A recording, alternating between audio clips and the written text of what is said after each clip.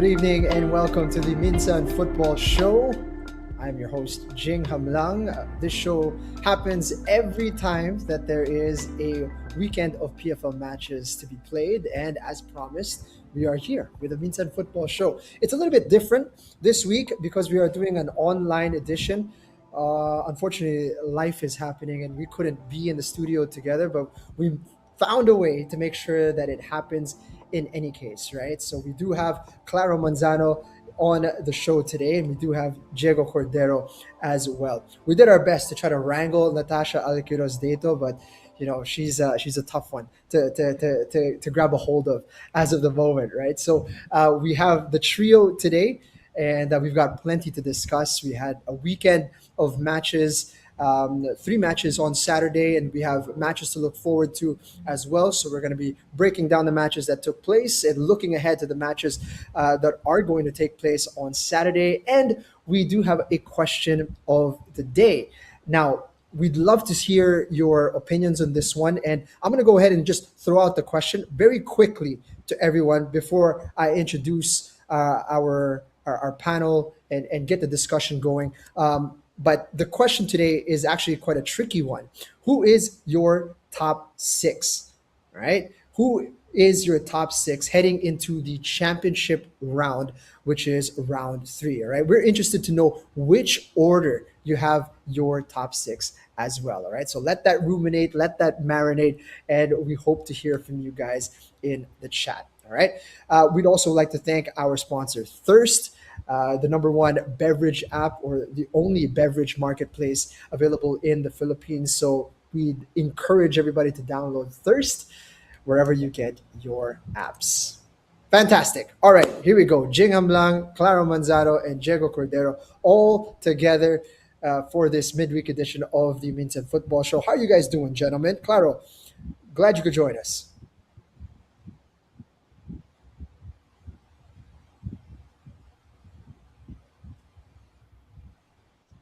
I don't think I can Sorry, I hear was you at the muted. moment, Claro. Yeah, I was muted. My bad. But I'm glad Come football's on, back as a man. whole, not just PFL, also UAP. So it's perfect, right?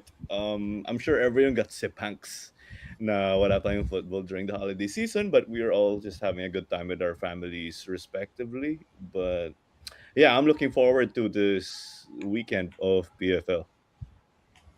Yeah, 100%. You know, it's fantastic to be back. And you did say, there's a bit of separation anxiety from there being a lack of PFL, but we have not been starved of football. There was so much during the break. We also had the Sea Games and the FIFA Futsal World Cup, and obviously, it's been a momentous month in Philippine football. But PFL hits a little bit different. Diego, welcome back to the show, and glad you're here with us, man. How's it going? Yeah, it's going good. It's going good. Really excited for the fact that it's gonna be a few months straight of just PFL. No international break for quite a long time, and yeah, it's gonna be a really busy year for football. In general, we have of course the PFL World Cup. It's a World Cup year. We've got the Hyundai Cup. We've got the Asian Cup qualifiers. We've got the Women's Asian Cup as well. Yeah, a lot of football over the next few months for all the fans to enjoy and for all of us to enjoy and watch as well. One thing that was really exciting was obviously the three of us got the opportunity to get a close eye on the matches over on Saturday. So why don't we jump into this, right? Obviously, we got a lot to discuss. So let's jump in with our first match of the day, which is Valenzuela PB Mendiola taking on Tuloy FC. That was quite an interesting match because it ended 3-0 in favor of Tuloy FC. Again, we talk a lot about Tuloy being, an underdog because of their squad composition being very young, that they can only recruit basically from within their foundation, and they stick to their game plan, and they have the an inability to get foreign recruits, right? So when you're up against Valenzuela, PB Mendiola, you think after a break that they've had a chance to regroup and refresh themselves and come back stronger, but they really got swept aside by this Tuloy FC side. They had a good 20 minutes maybe in the beginning. Diego, maybe you could tell us what stood out to you in this one, because after that 20 minutes happened, it was basically 70 minutes of just Tuloy dominating. Your thoughts on this one?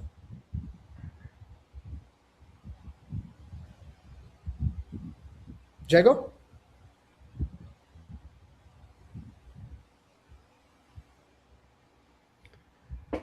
Yeah, I think we lost Jago. But if I could chime in, Jing, of Hello, hello, course. Oh, there you Yeah. go. hello, Diego, hello, hello. can you hear us? Okay. Yeah. Okay, just wanted to check in on your thoughts on this one and what stood out to you in this Valenzuela PB Mendiola versus Tuloy FC match. Right. We'll get to you after Claro. Claro, go ahead first. Jing, now that you mentioned that, first, if you like, let's say, my pecking order na tayo when we stopped, of course, for the SEA Games, the Futsal World Mhm. Cup. So if I had a chance, I would have put my money on Toloy. If you ask me who's gonna win, right? Essentially with the Yeah. track record. And because of this Toloy program and how things work, mas sariling field sila. I know not all the players actually stay in like that boarding house setup of sorts, but they'll still live nearby. So they have access, I would like to think, to the field because Tuloy, they have their own field right there in their facility in Alabang, Muntinlupa. So I assume that's one way that the boys were able to stay in shape. And it showed right here, of course, with the way Tuloy were able to just put things away and punish Minjola, who are second to the last on the table. Yeah, they've created a bit of separation now in the table, breaking free of that logjam of teams with 3 points. But it wasn't just the way that they got, I mean, it wasn't just the result, but the manner in which they scored the goals as well that was really impressive. Diego, now that you're back, perhaps you could tell us what stood out to you in this matchup between Tuloy and Valenzuela PB Mendiola. Hindi talaga eh. Parang hindi talaga natin kasama si si Wait. Hello, Diego hello, hello, hello, hello, at the hello, hello. moment. Okay, There you okay, are. There you are. Diego, go ahead. okay. There we go. Yeah. So, as you guys mentioned, there was a 20-minute spell where the game was a little bit uncertain for Tuloy. But they stuck into it, and yeah, they scored three really good goals at three really good times. So two goals right before halftime, one goal right after, and then after their state, it just didn't stop. They controlled the game fully. And then, yeah, for Mendiola on the other side, I just felt a little bit concerned because after they conceded the first goal, I felt that they were never really back into the match. Um, it's something that should be a little bit frustrating for them because they actually started the better of the two teams. But yeah, obviously matters most is who gets the 3 points in the end. And Tuloy did it with three goals, three excellent goals. They'll be really happy that they started 2026 in this manner. They could double their points tally, and it also means that they're the best among the whole teams that are in that second or third race in the table. Whoever wants to finish seventh or eighth in that race, Tuloy are currently just above every made to the year.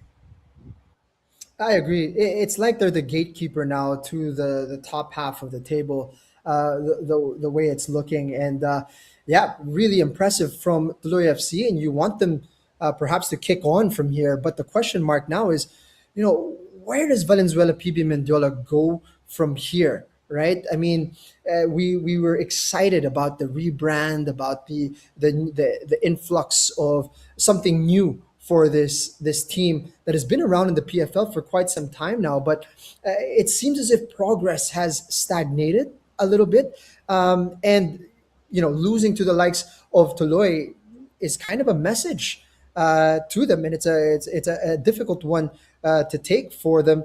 Claro, what do you think is next for Valenzuela PB Mendiola, and what do they need to do in order to turn this ship around?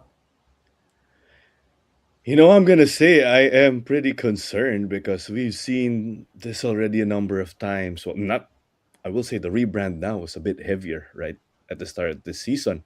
But a new season, and then you're expecting improvements, you'll see it for a bit and then it'll flame out. So Yeah. I'm going to admit, I don't really know because I believe they got a new sponsor already, right? So you're expecting bigger things. So do they have to reshuffle the way they run the team? That's my speculation. If just someone outside looking in.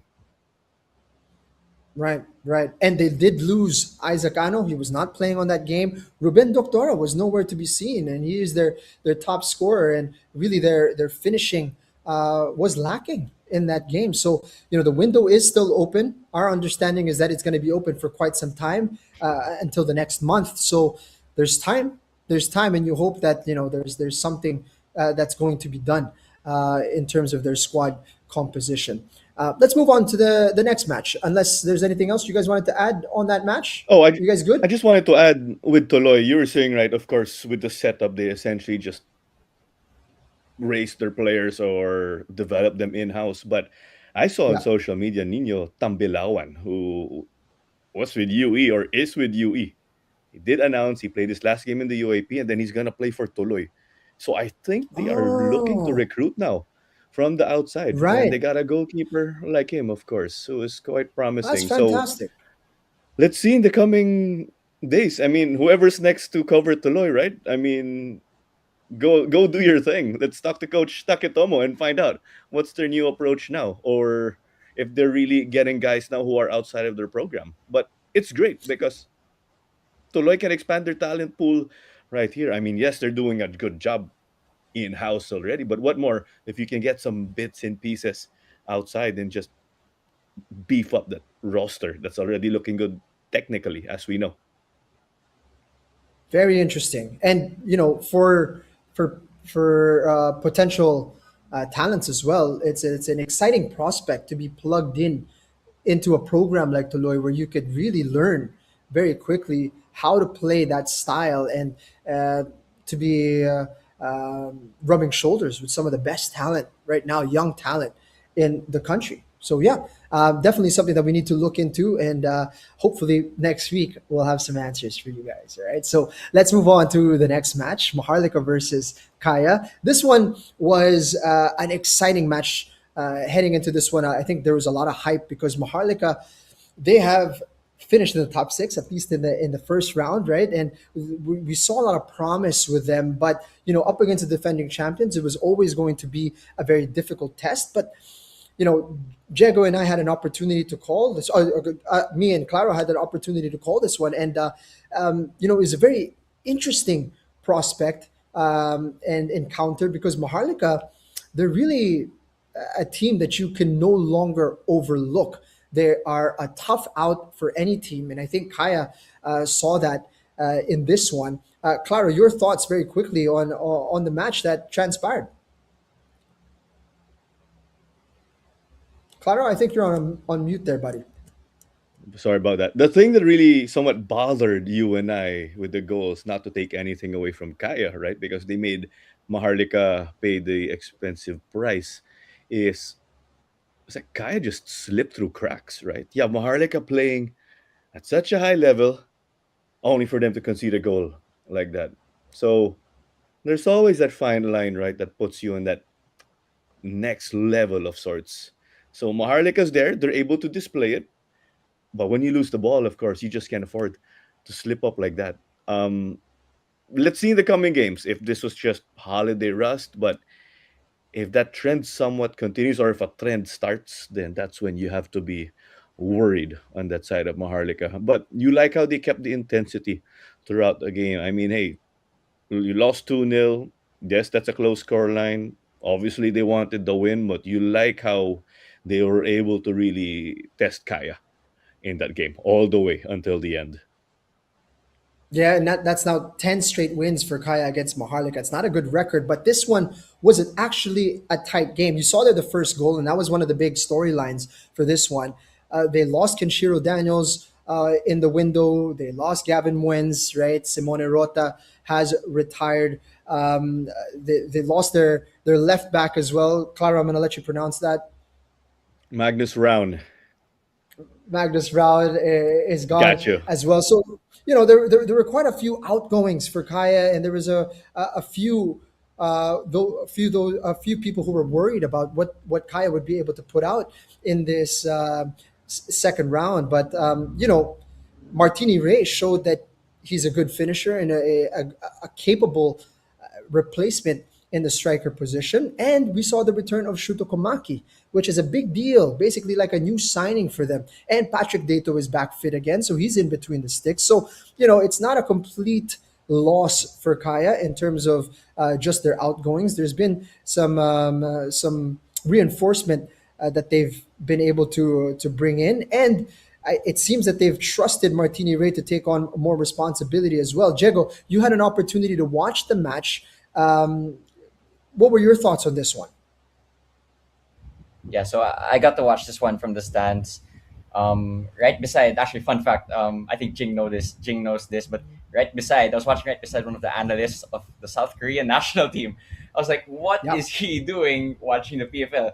But yeah, he was there analyzing the game. I could hear some of the stuff he was saying. But I think what impressed me, and I think what also impressed him, was you already mentioned it, Jing. Shuto Komaki was excellent this game. Didn't get a goal, didn't even get an assist, but you can see how much he adds to Kaya's team. Got injured in the first round. And honestly, I think if he was fit for the first round, that is a completely different Kaya campaign. Again, it wasn't even that bad of a campaign, but because of their sky high standards from the past 2 years, we see that they're in fourth, and people are a bit concerned for them. But yeah, this game was a glimpse at their quality, and it didn't take too much actually to score those two goals. I think that's what frustrates Maharlika the most. Were scored, but at the moment that they went 2 goals up, I think Kaya were in cruise control for the whole of the match. For Maharlika, they'll be disappointed, but they have a chance this weekend to redeem themselves. Yeah, I think there was still a lot of promise from Maharlika, and in fact, if Ivan Owana was able to direct his header on target, it would have been potentially a different game, right? That could have been 2-1, and it would have been all set up for an exciting finish. There was a moment that has drawn quite a bit of attention. Is that the match was ended with still maybe 45 seconds still to play at minimum, right? Because the added time number that was raised was 5 minutes minimum, but the match was ended at 94:15. It drew the ire of the head coach of Maharlika, Moon Hong. Justified, would you guys say? Ooh. Well, I say in a situation like this, the saying, the scoreboard doesn't lie. I mean, hey, if you start the timer on time, the timer doesn't lie. I will say that, right? Unless there's a glitch where the timer just stops running. But yeah, I mean, we have our own timer up on the broadcast. All teams have their own timer also. They have their watches dialed in. So yeah, all right, it's there. What's there not is that it would there. have But not that it would have changed the result, I don't think, but just I suppose just to play the game in the manner in which it's supposed to be in the rule book. I think that's what frustrated Coach Moon Hong the most. And perhaps he did have a point in that one. And you let the boys play 45 more seconds the way you had allotted, right? So you can see him here being very upset with the officials, but also at yet the same time, understand the frustration of Coach Moon Hong. Very impressive the way he set up against Kaya, and the way he's made this team so much more competitive in such a short span of time. There he is. Understandable. Hopefully, he'll recover from that and be ready for his next match. Let's move on to the final match of the day. Claro, I'm going to ask you to dig in on this one a little bit more because you called it. But I'm going to start with Diego. It was a scoreless draw between Aguilas Yumac FC and Manila Digger. Just a few things to throw out there. Manila Digger, of course, had a great opportunity to get into the top of the table and go level on points with the league leaders. That went begging in this one. At the same time, you have an Aguilas Yumac FC who are in the top six, who have a new coach in Oliver Colina. What was it that stood out to you? Was it the sturdiness of Aguilas? Was it that Manila Digger perhaps were a little bit rusty? Or what was the story of the game for you, Diego? I don't think either side will be happy with the draw because of the way the league is so close. Draws won't help anyone except for the rivals. But I think Aguilas will be the slightly happier from the two teams because of the fact that perhaps they lost a lot of key players and they're in the middle of rebuilding from the transfer window. And they kept a clean sheet against Manila Digger, against Saiku Sise. I actually asked, I DM'd Unsworth on how his debut went, and he said that he really found the quality of a lot of the players that he faced this in this match to be really high. Cisse, there's one chance he has where the ball comes out of the sky, he chests it down and he hits it on the half volley, and it nearly flies into the bottom corner. And that was such a really good, moment from that game that, if that goes in, everyone's stunned. That's the quality of Manila Digger. So I think Aguilas will actually be happy that, they kept that team scoreless, and they're gonna go and be able to say that they actually kept a clean sheet against a team that is, let's remember, still undefeated in this league. I think for Manila Digger, it's frustrating But I don't think anyone will panic just yet because, of course, you still have so many games to go for the season. You can control your destiny, even if you get even if you drop points in a fixture like this. So I don't think either of these teams will also be too frustrated with what happened this night. Aguilas, of course, in the midst of a big rebuild this year, drew against Stallion not too long ago, and now a scoreless draw against Manila Digger. It's going to be, quite pleasing for the coaching staff that they've been able to pull that off. Claro, you called this match. What stood out to you? I will say, of course, number one, I think Digger should have put at least one of their chances away. That's why they are the frustrated team heading out of this one, especially because their squad is intact. Because everyone had like that extra incentive to remain with the team after the transfer window or the Christmas break because they still have a minimum of two more AFC Challenge League games, of course. That's why halos parehas yung mga pangalan dun remaining in that squad. Um, but when you go over to the Aguila side, right, given the circumstances, I just wanted to get a pulse check. And I did ask them inside, are you guys happy with the draw? They said, given the circumstances, those are exactly the circumstances essentially that Diego pointed out, they are happy. But let's say if this happened this weekend or the next weekend, they're gonna be gutted because they would have expected to be able to create chances. Because as we know, or when you look at that game, Aguila started strong. They were able to go toe to toe with Digger when it came to build up, of course.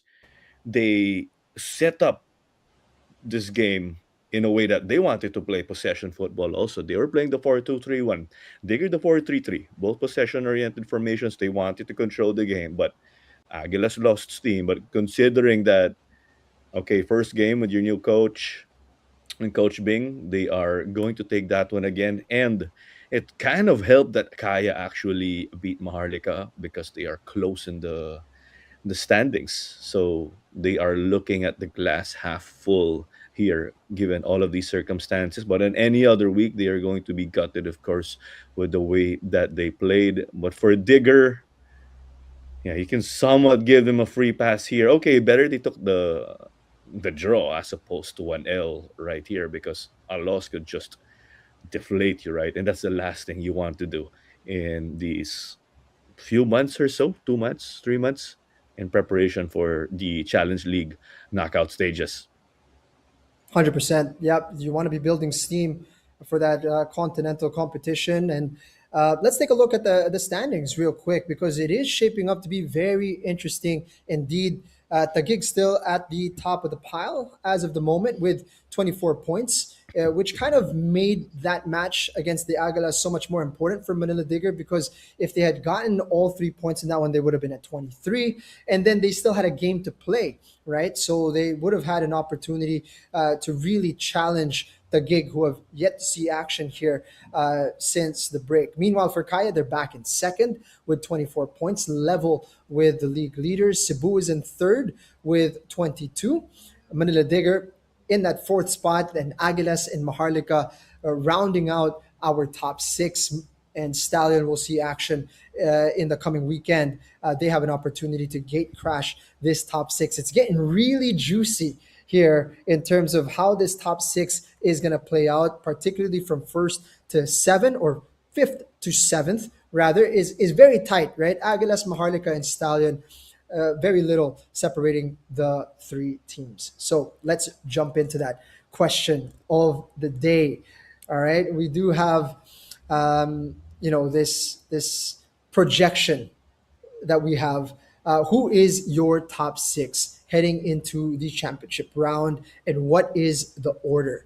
All right, I'm going to start with the young man, Diego Cordero. Diego, what is your projection for our top six?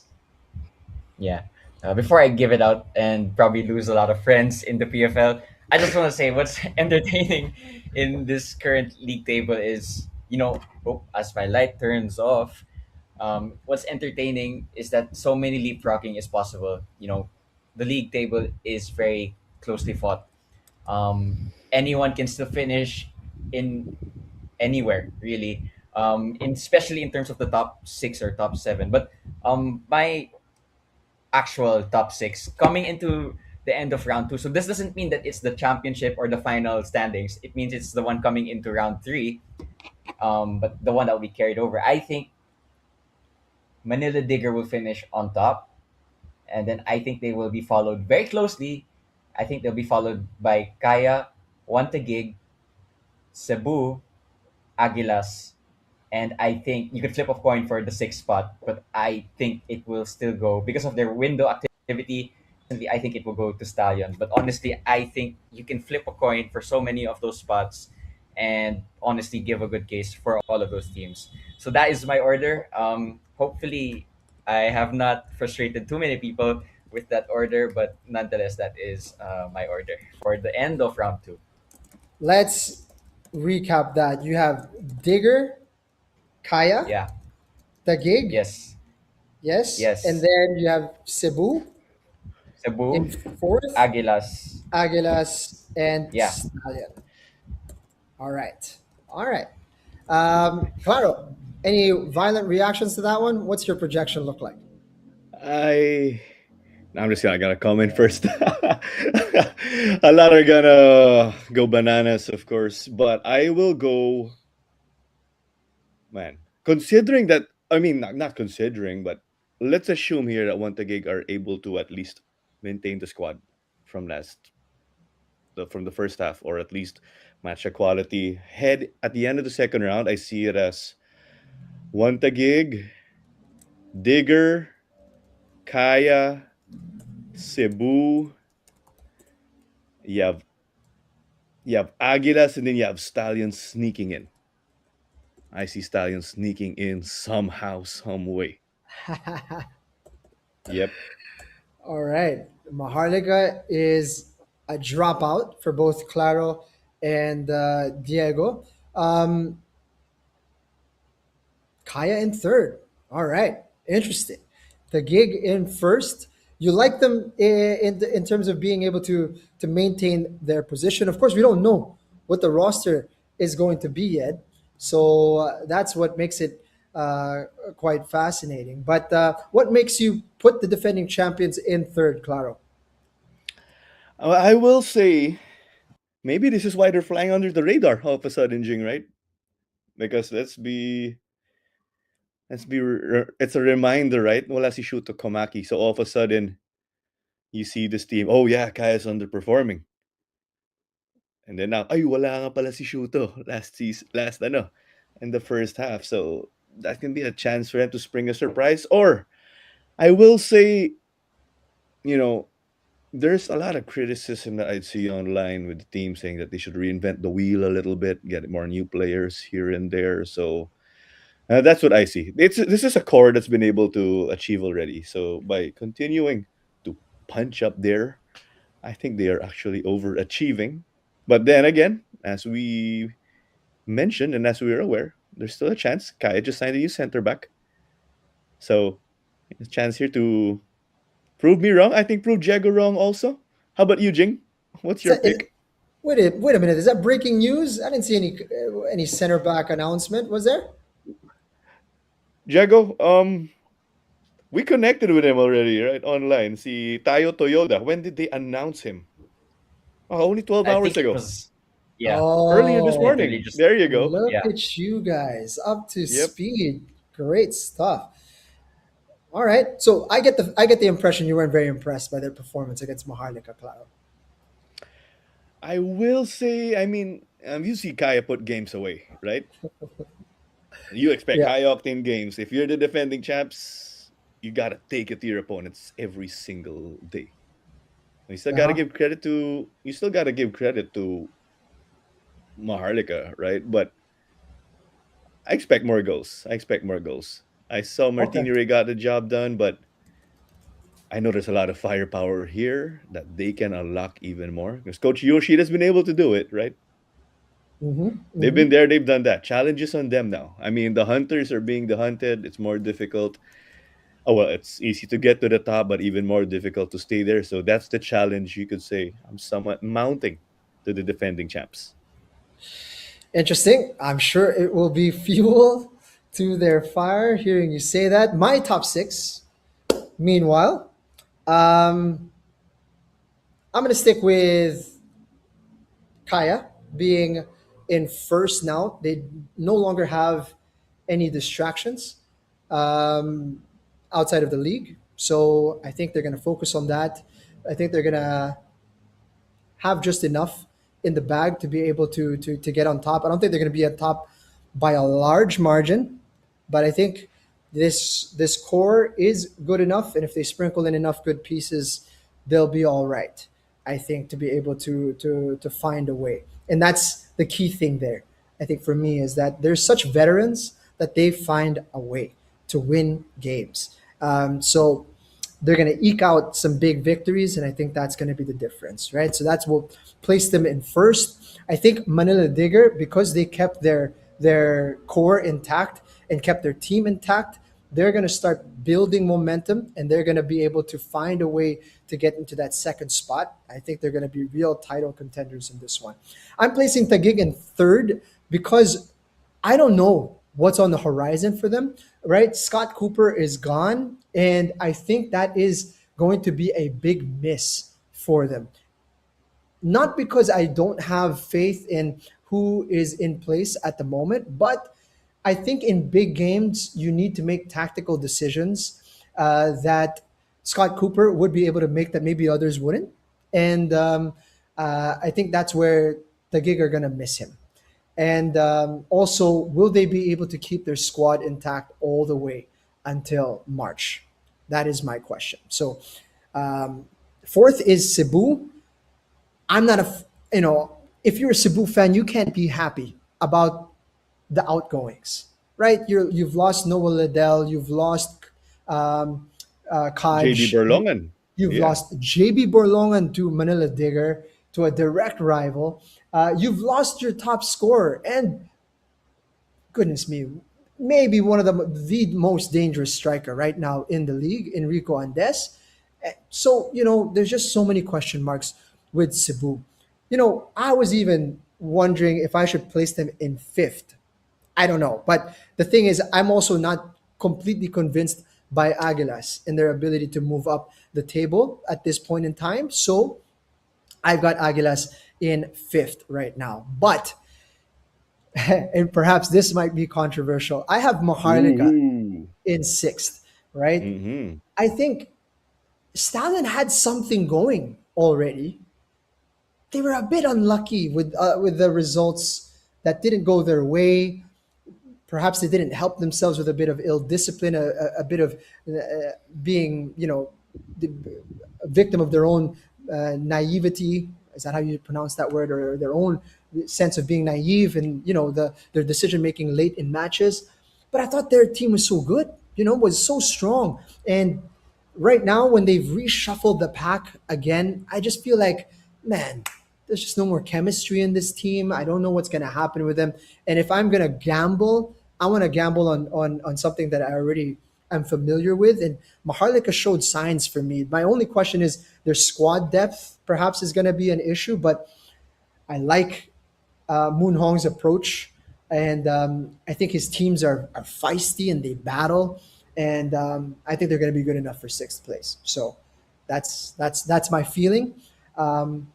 And I think it'd be great for the league to have Maharlika in the mix to switch things up, So yeah, that's my projection. All right.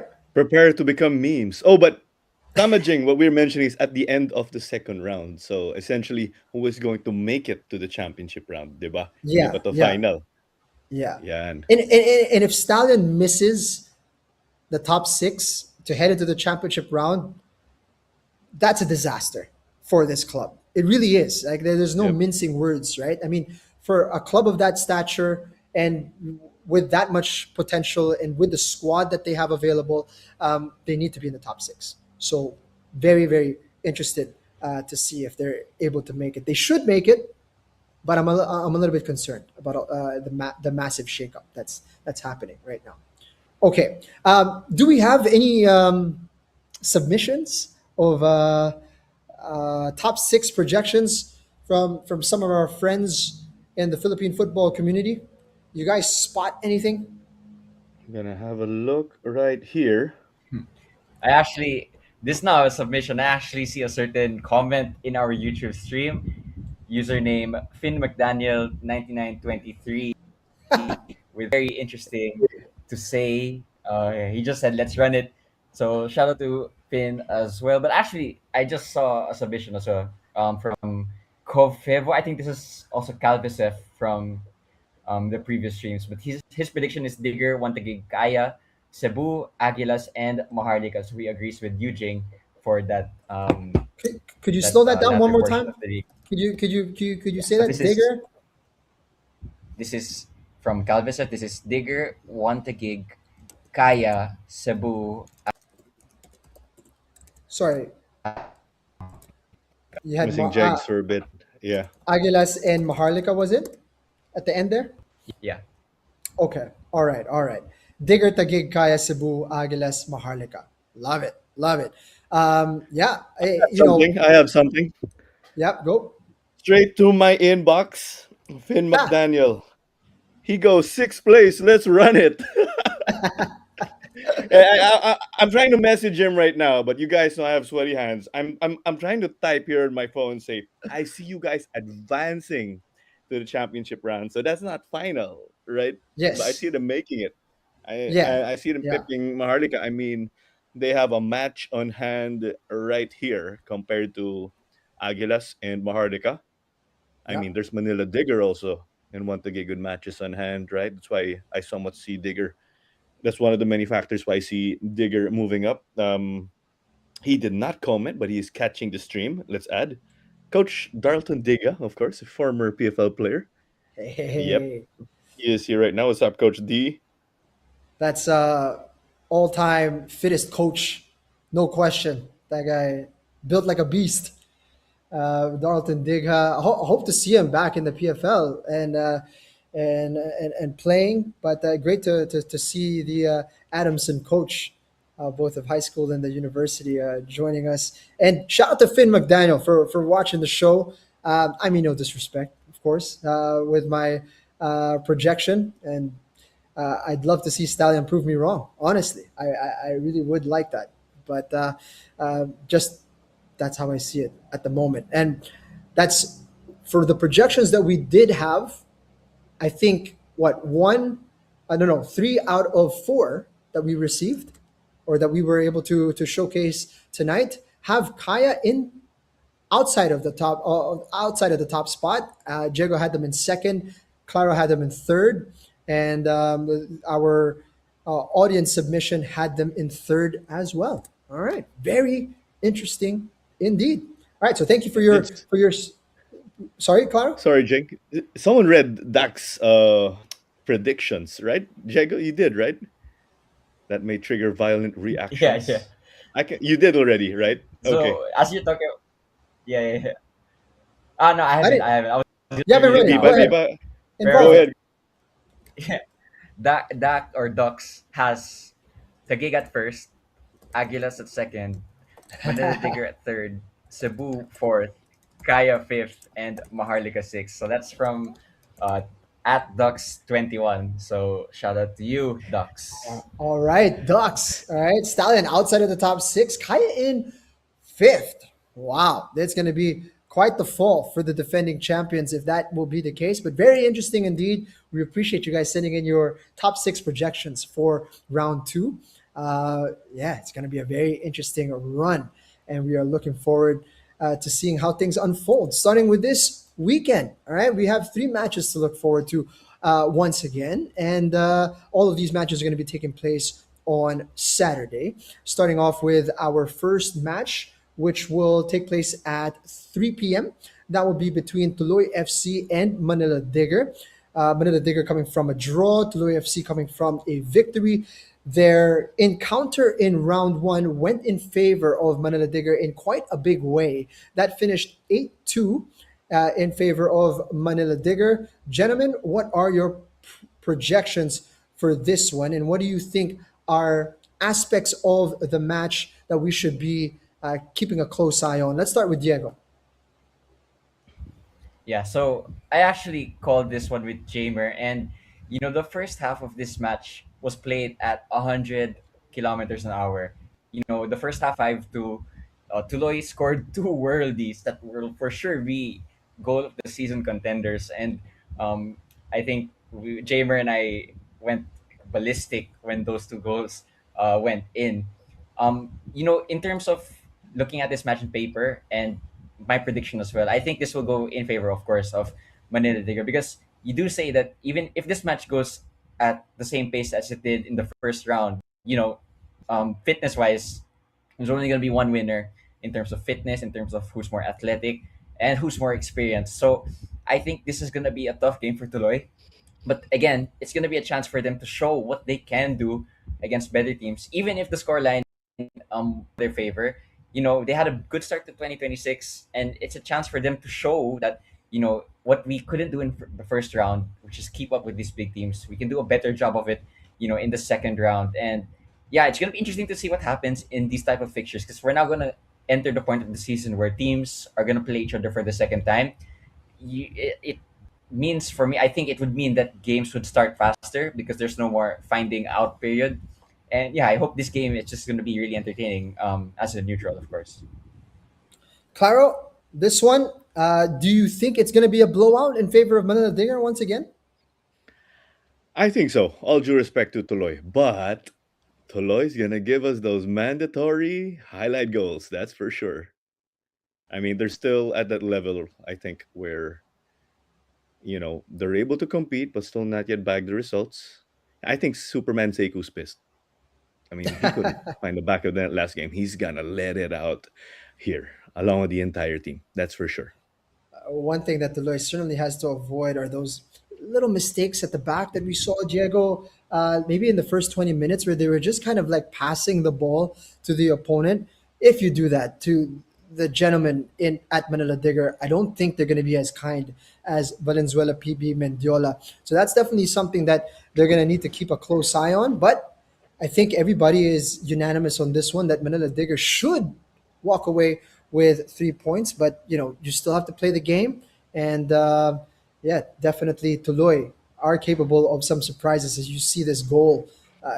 Incredible, right? I mean, they're capable of some magic. So, and they're capable of doing it against any team. So we'll see how that transpires. That's how our triple header on Saturday opens up, and then we have Valenzuela PB Mendiola taking on Stallion Laguna FC. All right, so Stallion Laguna back in action after the break, and they're up against a team that's licking their wounds at the moment in Valenzuela PB Mendiola, but they've had a week now to register their players and to be able to refresh their squad. My understanding was that they had some players that were looking to play over the weekend, but just weren't able to submit the documents in time. So we might see a very different Valenzuela PB Mendiola here. Claro, you know, would there be a possibility that if they add the right pieces, they could provide a stumbling block here for Stallion Laguna?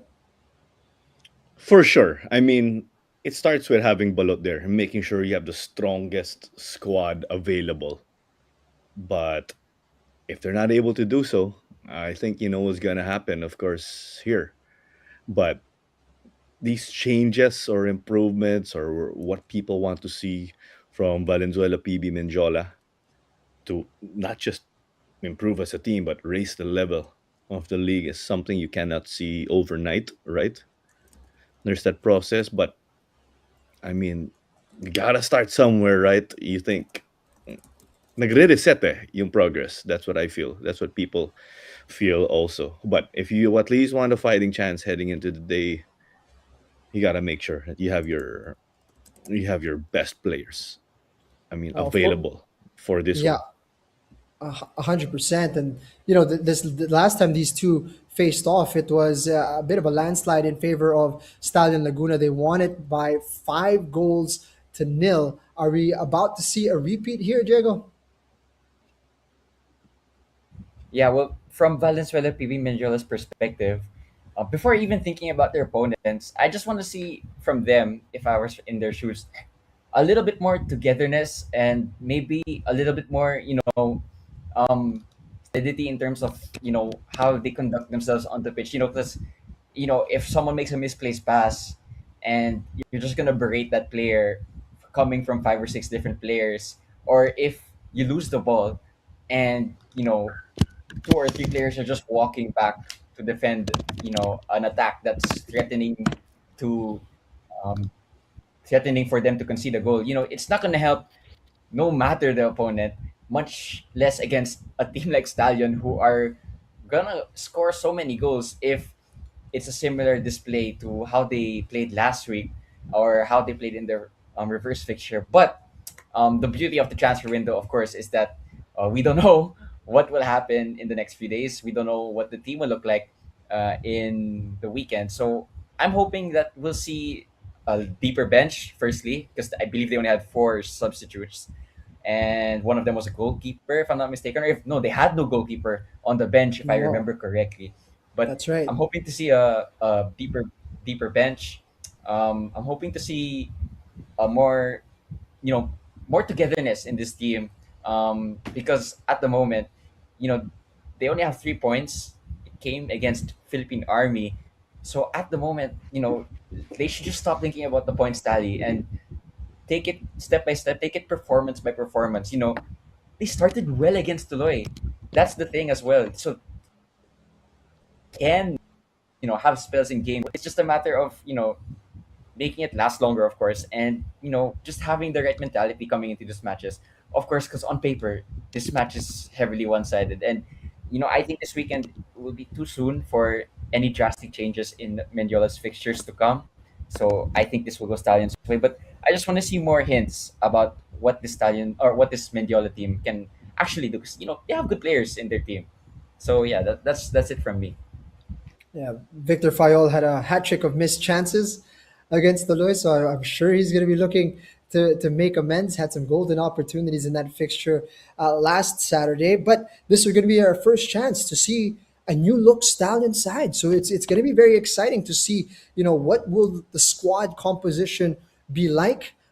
How are they gelling? How are they going to be moving forward? We're going to get that taste, our first taste of Stallion Laguna on Saturday. So definitely tune in to that one. It's going to be a very exciting game. And then for our third and final match of the day, it's going to be Maharlika FC back in action up against a side that is their direct rival to making it into the top six, Aguilas UMAC FC. It's got all the ingredients for what should be an incredible contest. It was a very close game in round one. Aguilas walked away winners in that one. It was a 2-1 scoreline.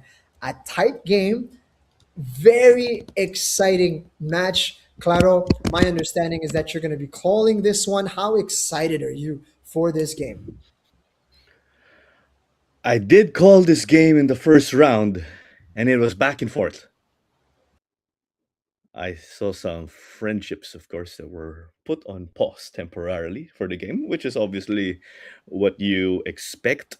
But my expectations are high for this one. They're going to slug it out. They're going to throw everything here. Because what you said, Jing, I mean, these teams are just bunched together in the standings.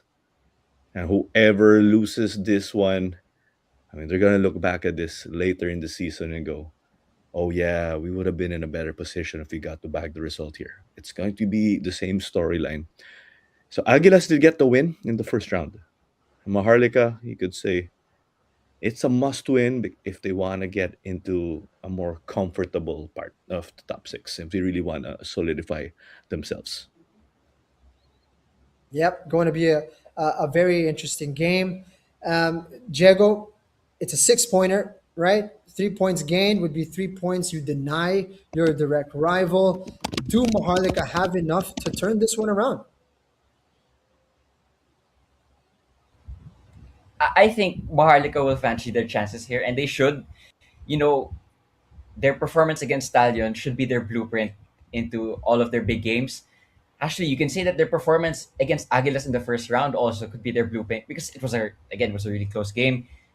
they can compete in these big games. You know, they only lost 3-2 to Manila Digger in the first round. They have what it takes to make this game a really good game. They have what it takes to win this game.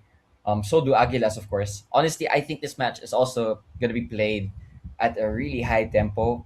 You know, Maharlika do this thing where they go press man to man against anyone, all of their opponents, doesn't matter. They'll do the same thing. And, you know, Coach Moon Hong is a fiery personality on the touchline who I've enjoyed watching. And I really like his style. I really like what he's done to this team, the imprint has had. Honestly, this game's gonna be really close. It's gonna take for me, like it did in the first round. I think it's gonna take a moment of magic, to come from anyone. You don't know who it's gonna come from, but I think it's gonna be such a closely fought game that it's gonna take individual brilliance to break the scoreline. I think it's gonna be a close scoreline. I'm not gonna choose who's gonna win it, but I'm gonna be excited to watch this game for sure this weekend. Definitely one to look out for, the third and final match of our Saturday fixture. Yeah, great game to look forward to. Lots of drama in that match in the first round, and I'm sure it's going to add a layer of excitement for this round two matchup. 3 o'clock, Tuloy versus Manila Digger. You've got a 5:45 between Valenzuela PB, Mendiola, and Stalin Laguna. Then it will be capped off by our main event, which is Maharlika FC taking on Aguilas UMAC FC. Great set of matches, triple header for the Philippines Football League, and we hope you guys tune in to all of our matches in the coming days. Yeah, very, very exciting indeed. Diego, Claro, so good to be able to speak with you guys tonight. We have fulfilled our promise to ensure that we have a Minsan football show every week that there are PFL matches on the weekend. So well done, gentlemen. Incredible to be able to spend an hour with you guys. Any last words that you guys would like to share with our audience? Claro, you're muted again. Sorry. I can't wait. Masyadong excited ako. Only one day, right? But I'm gonna enjoy it. We're gonna enjoy it. That's for sure. Yep, Diego. Yep, same sentiments. Um, Football, it's back for 2026, and yeah, great matches this weekend, especially the third one. I will for sure be there for all three matches. And we look forward to seeing you there for our panel. Diego Cordero and Claro Manzano. I'm your host, Jing Ham Lang. Thank you so much for watching the Minsan Football Show. We look forward to having you guys next week for another edition of the show. And we look forward to seeing you guys at the games of the Philippines Football League on Saturday. That's it for us. Good night.